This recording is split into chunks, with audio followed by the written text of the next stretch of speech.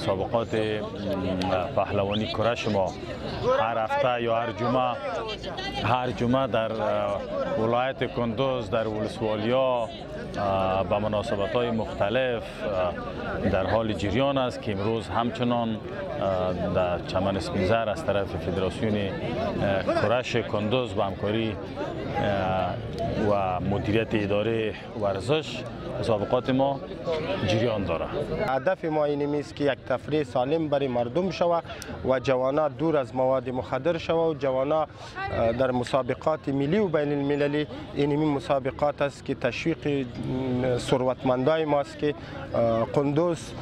2 ماه پیش مقام اول گرفت.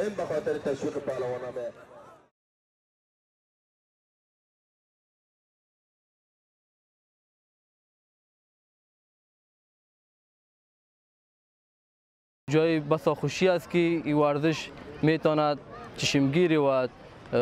در این عرصه دیگه میتونه پیشرفت کنه که ما شاهدش بودیم که چند مدت قبل ورزشکارای خوب ما قاری ادریس پهلوان دیگر همچنین ورزشکارای دیگه مداله های طلا را گرفتن در